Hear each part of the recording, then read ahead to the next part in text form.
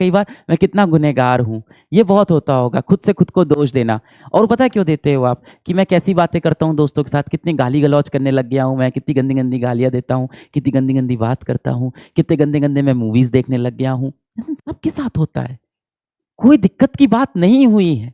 आप असल में भी बुरे आदमी नहीं हो। जब रोड के किनारे आपको एक गरीब आदमी दिखता है तो आपके मन में उसके लिए दर्द उठता है ना, तो आप अच्छे आदमी हो, चीज़ें सही हो जाएगी। कुछ गलत संगति लग गई है, कुछ उम्र का ऐसा है, कुछ ऐसा हुआ कि माँ-बाप से कुछ उन चीज़ों के बारे में आप बात ही नहीं कर पाए। जब पहली बार आपके दोस्त ने आपको कोई गंदी गाली सिखाई, कोई गंदी मूवी दिखाई, कोई गंदा फ़ोटो दिखाया, उस बारे में जाके आप अपने माता-पिता से चर्चा ही नहीं कर पाए। क्योंकि कहीं न कहीं माता-पिता ने आपसे वो डिस्टेंस बना के रखा हुआ था, वो फ़ासले बना के रखे थे। आप बुरे इंसान नहीं हो, तो खुद को कोसना छोड़ दो। आज भी आप देखते हो अपने अगल-बगल गंदगी है तो आपको लगता है ये गंदगी साफ कर दूँ। आज भी आपके हाथ में कोई एक चिप्स का पैकेट होता है जो खत्म हो जाता है तो आप जाके डस्टबिन में डाल लो, आप अच्छे इंसान हो अभी भी। अभी कोई आप बुरे इंसान नहीं बन गए हो। आज भी आप सोचते हो कि मेरा देश कैसे अच्छा करेगा। आज भी भारत के मैच जीतने पे आपको खुशी होती है। आज भी आपको लगता है कि भारत ने चंद्रयान जो भेजा है काश वो सक्सेसफुल हो जाए। आप अच्छे इंसान हो। आप अपने देश के लिए, अपने माता-पिता के लिए, अपने समाज के लिए सोच रहे हो। अभी उतने बुरे नहीं हो, आप अपने प्योर फॉर्म में हो। हाँ, यहाँ से 20 साल बाद आपका प्योर फॉर्म धीमे-धीमे खत्म होता जाएगा। क्यों? क्योंकि आपको ये समाज दिखेगा और आपको लगेगा ये समाज कितना बुरा है। समाज क्या है? हम और आप मिलके बनाएँगे बेटा। आप बहुत अच्छे इंसान हो। जागो मेरे हनुमान, मैं इतना ही कर सकता हूँ। इस पे ध्यान दो। जिस दिन आप इस पे ध्यान दोगे ये अपने आप सॉल्व हो जाएगा। आप इसको हौवा बनाते हो, इसको प्रॉब्लम तो अपनी बना रहे हो, पर इसको आप सॉल्व नहीं करना चाहते हो। हुँ? आप इसका हल नहीं करना चाहते हो। आप वो छोटे से बच्चे तो हो नहीं, जिसको पैर में चोट लग गई तो वो रोने लगे कि चोट लग गई है, रोता रहता है। छोटा-सा बालक होता है, छोटा-सा शिशु होता है, मान लो 3 वर्ष का शिशु है और वो गिर गया। उसको पैर में मान लो चोट लग गई, खून निकल रहा है, वो क्या करेगा? रोएगा, बहुत ज़ोर से रोएगा। पर आज के समय में आपको चोट लगती है, आप क्या करते हो? आप तुरंत जाके उसको डेटॉल से धुलते हो, तुरंत जाके उसकी मरहम पट्टी करते हो, ज़रूरत पड़ने पे डॉक्टर के पास जाते हो, सही दवा खाते हो, फिर अपने काम पे लग जाते हो। तब आप बड़े हो गए हो, अपनी दिक्कतों को आप खुद ही हल करोगे। कुछ नहीं करना है, कॉपी पेन लेके आज बैठना है। एक चीज़ है जिससे सब सॉल्व हो जाएगा, वो चीज़ क्या है? संघर्ष। आप संघर्ष नहीं करना चाहते जीवन से। जो भी व्यक्ति आपको लगता है टॉप पे पहुंचा है, जो भी व्यक्ति आपको लगता है जीवन में बड़ा किया है, उसने संघर्ष किया है अपने जीवन में। और आपको लगता है कि सर ये बहुत बोरिंग काम है, यही सत्य है।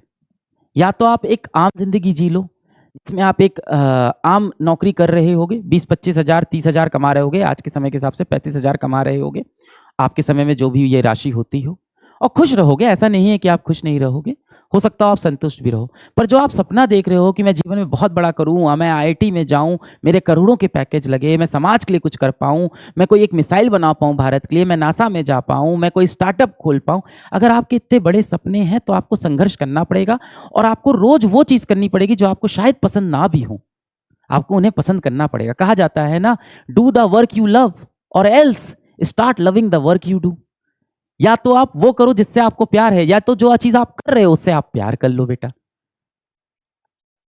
तो हो सकता हो वो चीज़ आपको पसंद नहीं हो। आपको क्या लगता है कि ये जो इतने बड़े-बड़े क्रिकेटर हैं, आपको लगता है जैसे विराट कोहली हैं, इतने बड़े जो सफल क्रिकेटर हैं, आपको क्या लगता है कि ये दिन भर सोते रहते हैं, 6 महीना सोते हैं और फिर पिच पे आते हैं और सैकड़ा 100 रन बना देते हैं? नहीं, रोज़ वो नेट प्रैक्टिस करते हैं। क्या बहुत मज़ा आता होगा? गर्मी में पसीना बहा रहे हैं, हेलमेट लगाए हैं, पैड लगाए हैं, बहुत डिफ़िकल्ट होता है वो भी, इतने सारे इक्विपमेंट लगा के बैटिंग कर रहे हैं, 6-6 घंटा नेट में प्रैक्टिस कर रहे हैं और मारे जा रहे हैं, बॉल को मारे जा रहे हैं। तो रोज़ करने का किसका मन है? उनका नहीं मन करता होगा कि जाके वो पराठे खाएँ, अच्छे खाना खाएँ, अच्छे पकवान खाएँ।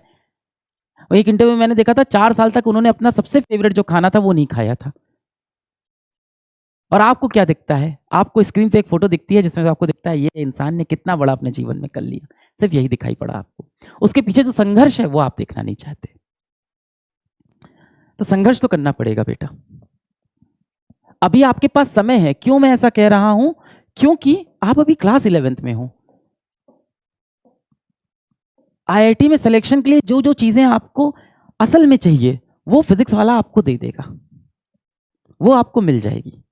इसके बाद आप अपने तरफ से कितना जतन करते हो, ये सबसे इंपॉर्टेंट है। मैथ्स की बात कर लेते हैं।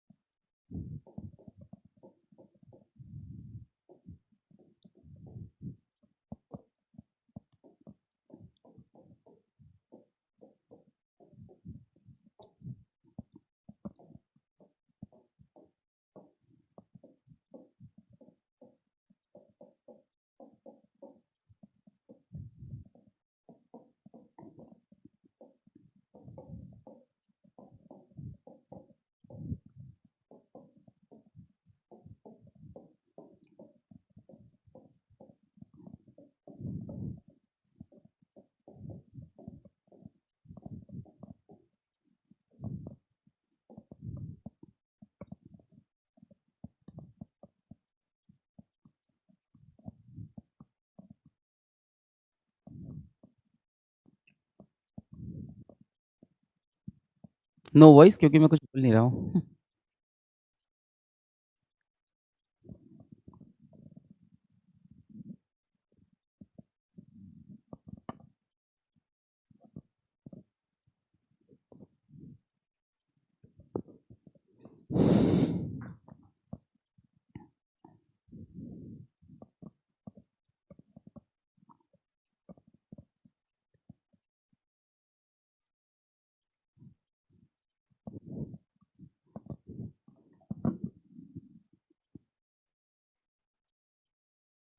हेलो।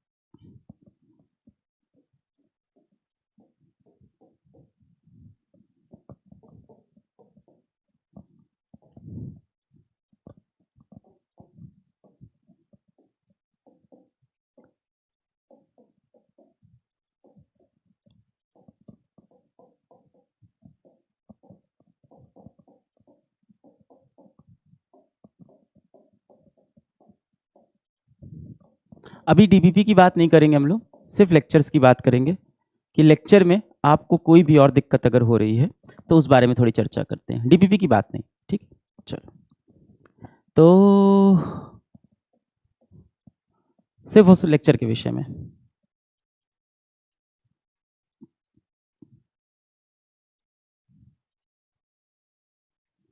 AIR 2.0 होगा बेटा, ये भी होगा। अभी तो 1 पॉइंट हुआ है, अब इसके बाद आप तैयारी करो, 2.0 भी होगा। अब देखो AIR का आप मकसद समझो। देखो मैं वो व्यक्ति हूँ जो यहाँ से सिर्फ इस संवाद के अंदर वही बात करेगा जो आपके भले की होगी, क्योंकि आप बैच ऑलरेडी खरीद चुके हो। अब मेरे को कोई फ़र्क नहीं पड़ना, अगर आप ऐसे सोचते हो कि इनको पैसे कमाने थे तो आप बैच ऑलरेडी खरीद